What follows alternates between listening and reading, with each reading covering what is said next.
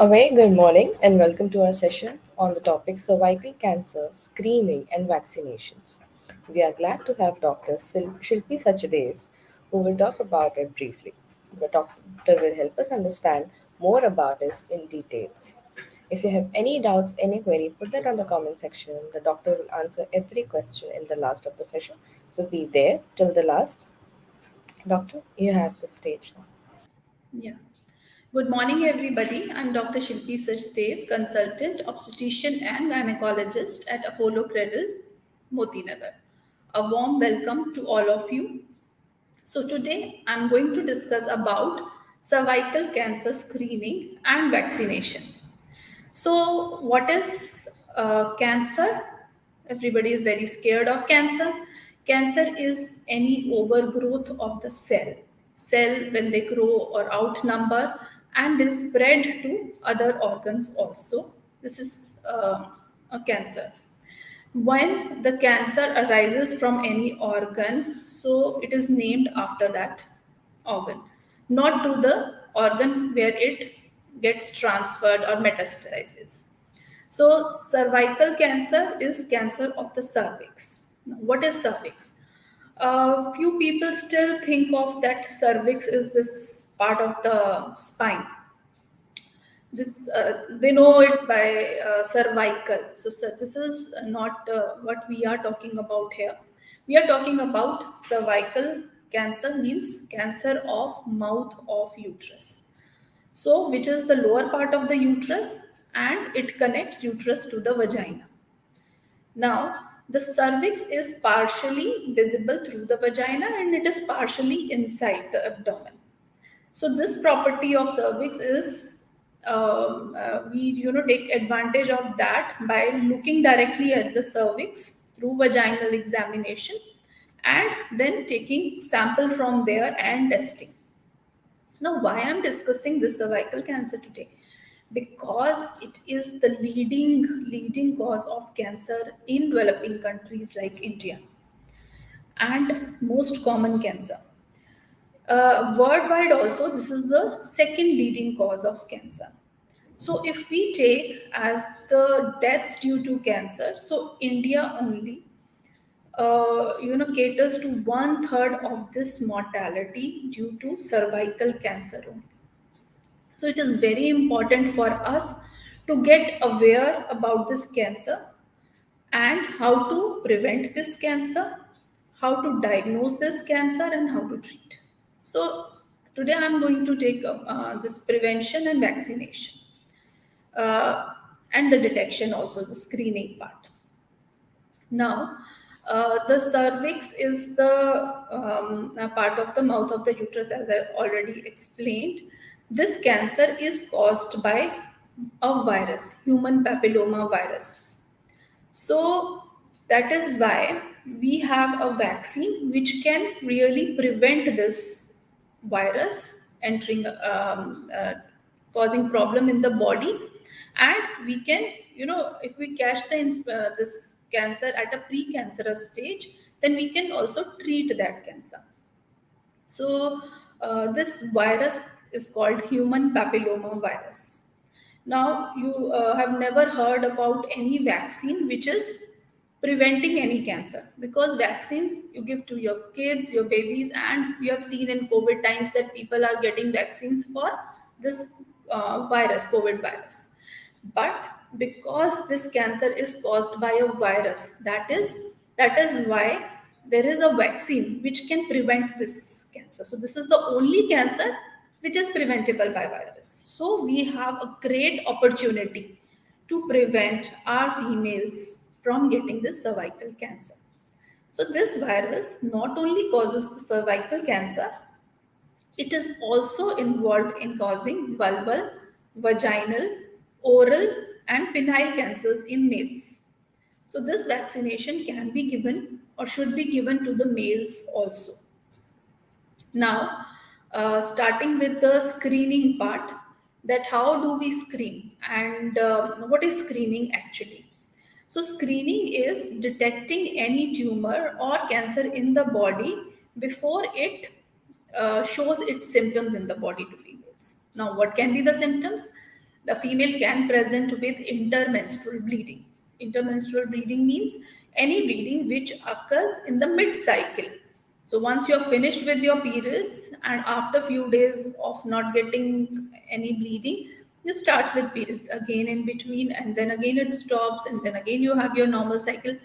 So intermenstrual bleeding is a common symptom of cervical cancer. Post-coital bleeding or blood-stained watery discharge or chronic vaginal discharges are associated with, are the symptoms of the cervical cancer. So this screening is actually detecting it before it produces symptoms in the body. Now, how we can screen the females? Screening is done by two or three tests. So one is detecting this HPV virus. Now, HPV virus can be detected by a simple internal examination and taking the sample and sending it for lab testing.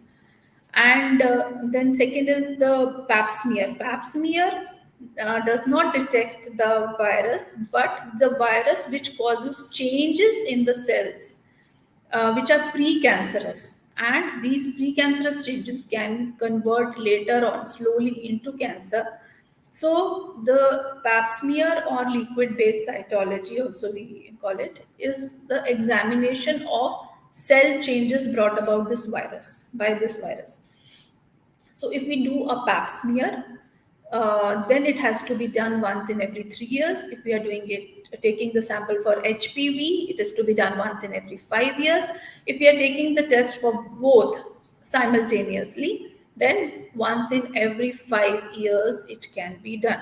So it's a part of this is screening that we have to detect the cancer at by doing these tests. Now, at what age this screening should start in females? So it should start at 20 years of age. So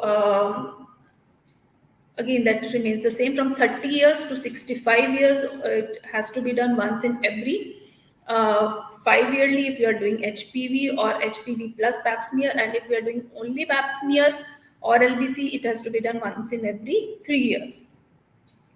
So this is the age group at which we have to start this, and the two tests which we can do to detect this. You will once you give the sample, you will get the report in a week to 10 days maximum.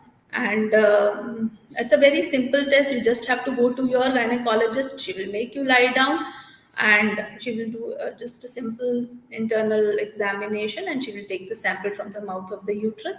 It is a very simple procedure, not painful, and just it hardly takes 2 to 5 minutes. That's it. So now we will come to prevention of this cancer, that is after screening, how we can prevent. So we have a vaccine, as I already told. This vaccine is against this virus, that is HPV, human papilloma virus. Now, what happens in vaccine is the vaccine is formed by virus-like particles.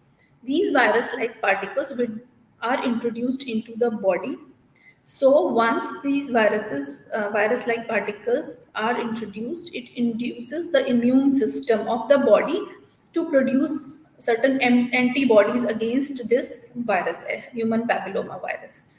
So whenever in a lifetime you are exposed to this human papilloma virus, and the exposure is through sexual contact, then this virus, the antibodies, they kill this virus. So that is the importance of vaccine, that you will not get this infection, the virus would be killed. So that if this virus, if persists in the vagina for a long time, it produces certain changes in the cells which are called precancerous changes, and these precancerous changes can be converted to cancerous changes.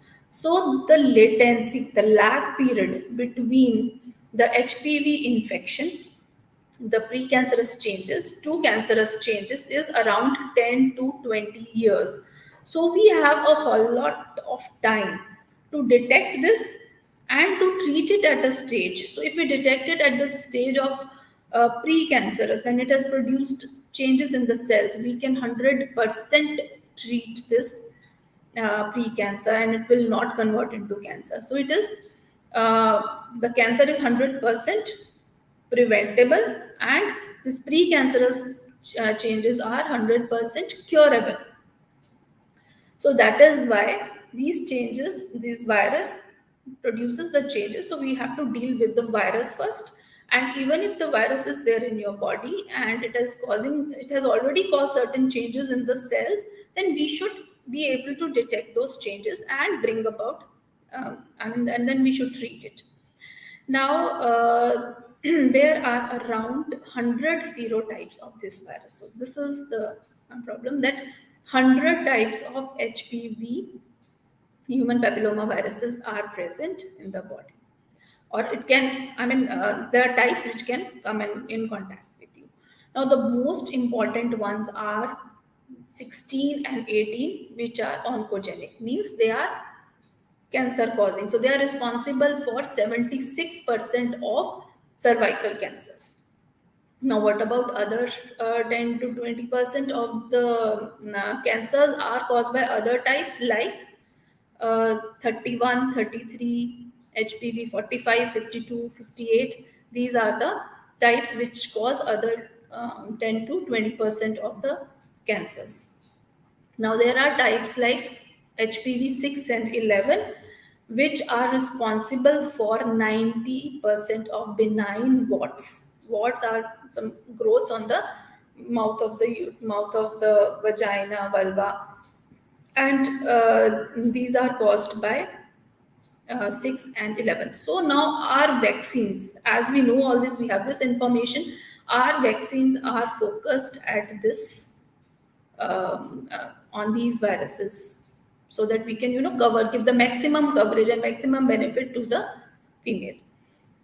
Now, we have three types of vaccine. Initially, we had one vaccine called Cervarix, which was contained that HPV 16 and 18, which is responsible for 76% of cervical cancers.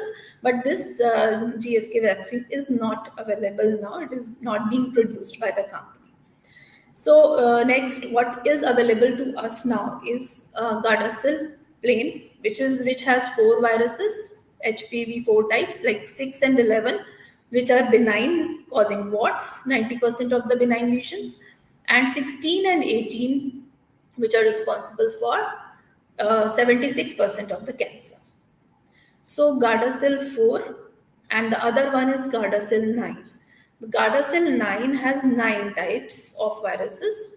The most common ones causing cancer, 16, 18, and the other 5 ones which are responsible for 10 to 20% of the cancers. So that is 31, 33, 45, 52, and 58.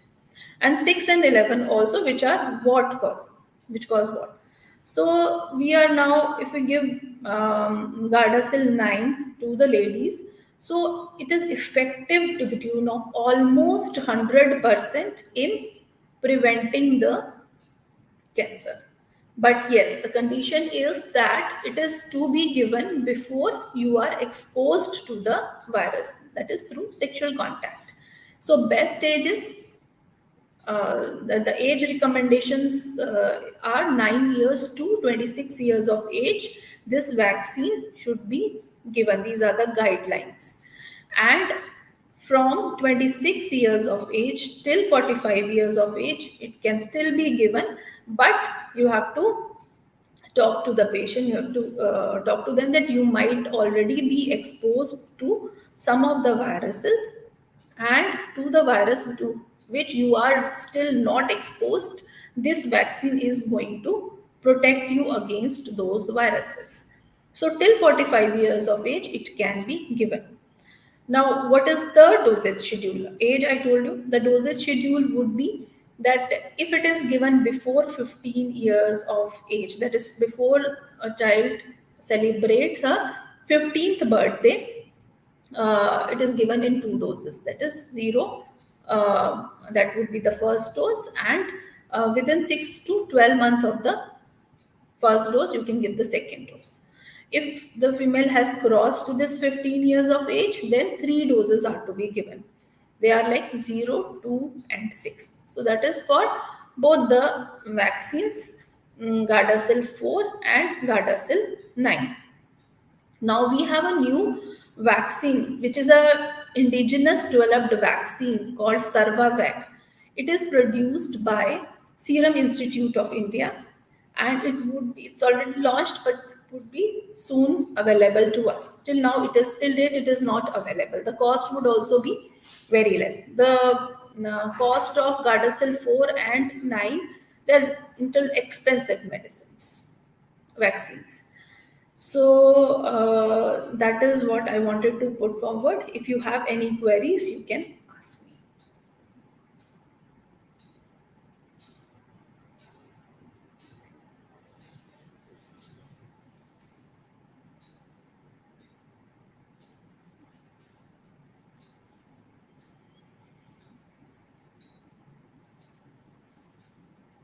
So I think it's done. There are no questions. Things are very clear to everyone, or maybe once people see those, so they will have some queries. I will try to solve them once I'll post that this on the this is there on the Apollo Cradle website as well as on my FB page.